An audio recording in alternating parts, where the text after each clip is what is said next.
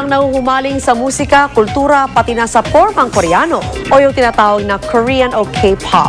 At sa kanilang pagtitipon-tipon, nagpatalbugan ang daan-daang fans kabilang ang dalawang lola. Nakatutok si Lala Roque. Pagputok pa lang ng liwanag, bumangon na si Annalyn. Abala sa paghahanda para sa isang pagtitipon. Halos paliguan na ng gel ang kanyang buhok. Estilo raw ito ng kanyang mga katropa. Sa araw na ito, magtatagpo-tagpo kasi sila ng daan-daang fans ng K-pop sa Pilipinas. Kaya naman si Annalyn, hindi magpapahuli. K-pop o Korean pop, subculture mula South Korea na pinauso ng mga artist, gaya ni Ray ng Full House at Sandara Park ng 21. Ang musika nito, fusion ng elektronika, dance at R&B. Die-hard fan si Annalyn ng K-pop, hindi lang ng musika, kundi pati fashion sense nito. Ang siste kasi, pag may get-together, patalbugan sa costume. Tila may Korean invasion nga sa lugar na ito. Dress to kill ang lahat. Pero hindi lang mga kabataan. Agaw eksena rin ang 52-year-old na si Lola Maria. Akalain nyo, isang hardcore K-pop fan din pala. Nanonood kami sa GMA, yung mga K-drama. Cool! Cool.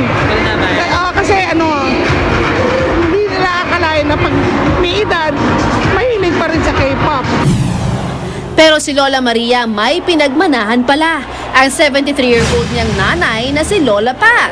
Bonding nila itong mag-ina. Ang K-pop daw ang naging tulay para siya'y makarecover. When I saw him, I tried to remember my husband who's 11 years ago na nakalibing na. Every morning, sa buong bahay ko, sa kwarto ko, andun lahat ang poster niya at mga pictures niya. What I have to do in the morning, touch his lips with my tooth. Kanya-kanyang gimmick at pabibo. Yan ang tampok pag nakikita-kita ang mga K-pop fans. Pero todo bigay.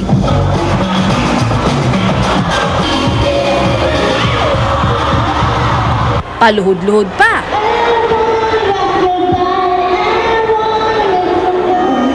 Nagrarally. At yung pagbabarkada pa.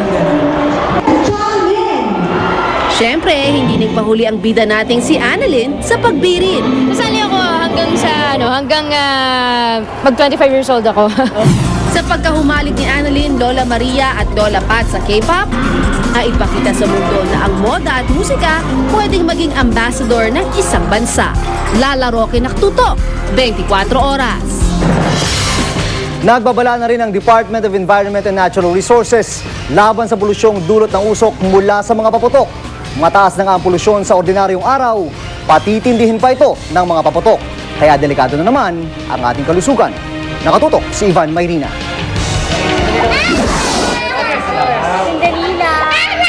Sa pamamagitan ng mga nakapangingilabot na imahe ng pinsala at peligrong dulot ng mga paputok, idinadaan ng DOH ang kanilang kampanya kontra paputok. Pero ang Department of Environment and Natural Resources hirap na iparating ang mas malaki pa raw na peligro ng mga paputok sa ating kapaligiran. Pagpasok ng bagong taon, di biro ang usok na bumabalot sa Metro Manila, gayon din sa iba't ibang bahagi ng bansa.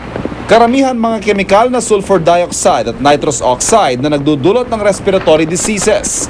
Nang sukatin ng Air Quality Management Office ang level ng polusyon sa pagpasok ng taon, kitang-kita ang pagtaas ng antas ng tinatawag na Total Suspended Particulate o TSP sa kapaligiran. Mula 369 micrograms per cubic meter noong December 28, 2009, pumalo ito ng 396 noong January 4, 2010. Imagine niyo na lang yung buong Metro Manila nagpaputok. Meaning may particulates yan, may nitrous oxide, and then other pollutants, contributor siya sa TSP, sa pag-increase ng TSP at that level. Sa kasagsagan ng putukan sa pagpasok ng bagong taon, pumapalo pa raw ng hanggang 600 micrograms per cubic meter ang polusyon. Antas sa batay sa pamantayan ng World Health Organization ay lubhang masama na sa katawan. Ang katanggap-tanggap kasing level ay 230 micrograms per cubic meters lang. Ibig sabihin noon, kung 24 hours ka nakatayo dun sa sa lugar na yon na pinag-collect ka ng sample, you will be having respiratory ailments. Kaya ang NGO na Partnership for Clean Air, ganun na lamang ang panawagang umiwas sa mga paputok at huwag nang dumagdag pa sa malala ng antas ng polusyon sa Kamaynilaan. Malaking sabihin natin na kairresponsablihan para sa atin ngayon.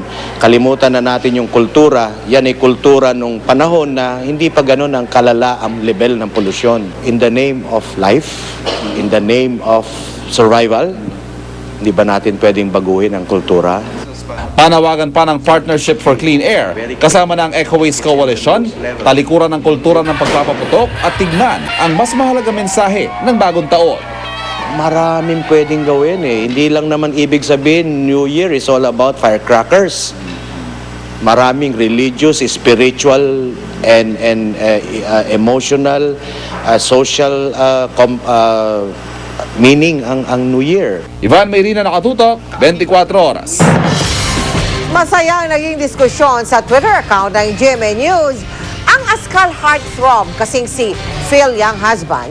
Agaw pansin ang kanyang tinweet na New Year's resolution na nagpakilig naman sa maraming babae. Nakatutok si Josh Villanueva. Araw-araw sa aming Twitter account na twitter.com/GMA News ay buhay na buhay ang diskusyon sa iba't ibang mga topic. Kung minsan, reaction ito sa mga news updates na aming pinopost. At kung minsan, sagot naman ito sa aming mga tanong. Kagabi, tinanong namin ang aming mga followers kung ano ang kanilang New Year's resolution. Marami ang sumagot sa aming tanong, hanggang sumabay sa diskusyon ang askal heartthrob na si Phil Yang husband. Ang kanyang tweet, "My New Year's resolution is to find a girl that is perfect for me and bring her to Paris." Matapos mag-post si Phil, deadma na ang aming mga followers sa aming tanong at natuon na sa pagbibigay ng reaksyon sa sagot ni Phil. Nakakatuwa ang ilan sa mga sagot na aming nakuha. Ayon kay Daisy Philly 22, "And it should be me. Love you, Phil." Si Ika Santos naman, "Looks like I'm going to Paris." Sabi naman ni Kai Nietzsche, "Pick me. I'm perfectly imperfect." Si Phil Yang husband ay isang Philbrit, laki siyang Inglaterra pero ang kanyang ina ay tubong Malabon. Bago siya nagdesisyong maglaro para sa Pilipinas, kabilang siya sa reserve team ng tanyag na football club na Chelsea sa UK. Nakilala din si Phil sa Pilipinas nang sumali siya sa celebrity duets dito sa GMA. Para sa news updates at marami pang seryoso at nakakatuwang diskusyon, i-follow ang GMA News sa Twitter. Josh Villanueva, Nakatutok, 24 Oras.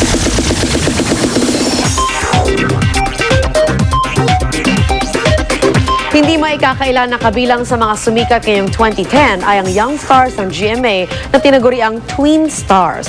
Ano-ano nga ba ang mga balak nila para lalong gumanda ang career sa Year of the Rabbit? Alamin yan sa chika ni Lars Santiago. Tawanan, kulitan, kantyawan. Ito ang nagpapasaya sa set ng show na Twin Hearts ng GMA. Halos magkakaedad kasi ang mga bida, kaya naman sila ang naging magkakabarkada, maging sa likod ng kamera. Sa gitna ng pagkukulitan, ngayong New Year, nasa isip ng mga kabataang bituin ang mga gusto nilang gawin sa padating na 2011. Ang magka-love team na sina Barbie Fortesa at Joshua Junicio, pareho ng New Year's resolution. Pipilitin ko mas maging mature. Kasi daming sabi sa akin na masyado akong makulit for my age. Bawasan na pagiging makulit. At sabi nga ni Joshua, dapat maging mas mature gumalaw. Si Bea Binene, gastadora raw, kaya ito ang gusto niyang bawasan. Mga usong gadget daw kasi ang kanyang kinahihiligan. Magtitipid na po ako. Kasi po magastos ako eh. Super gastos ko. Siguro po ngayon, sa 2011, itatry ko pong mas mabawasan ng konti. Ang dalawa pang young stars na sina Lexi Fernandez at Christopher Martin, pag-aaral daw ang tututukan. This year lang po ako naka-home study, so medyo nag-behind po ako kasi bago nga pa lang po sa showbiz. So sana po sa susunod na year, mas mafo-focus na po, mas ma-divide ko na po yung time ko para sa studies ko rin po. May mga personal ding pangako sa sarili ang iba pang bida ng teen show na sina Jake Vargas, Luis de los Reyes, Joyce Ching at Derek Monasterio. Siguro po yung pagiging tamad. Yun po yung parang gusto kong tanggalin po sa sa sarili ko po. Kasi po minsan tuwing umaga, tamad po akong gumising talaga. So, kailangan gumising ng maaga, mas bilisan yung pag-aayos. Gusto ko maging professional lahat-lahat sa magiging trabaho na darating sa akin. Sa akin po siguro yung pagka-quiet time ko. Kasi this year, parang nung nag-start na magkasunod-sunod yung shows, medyo napapabayaan ko yung quiet time ko. So yun, araw-araw na siya. Lars Santiago, updated sa showbiz happening. Yan ang latest sa Chika Minutes. Sa ngalan ni Pia Guanyo, ako po si Lynn Cheng Pascual. Mel?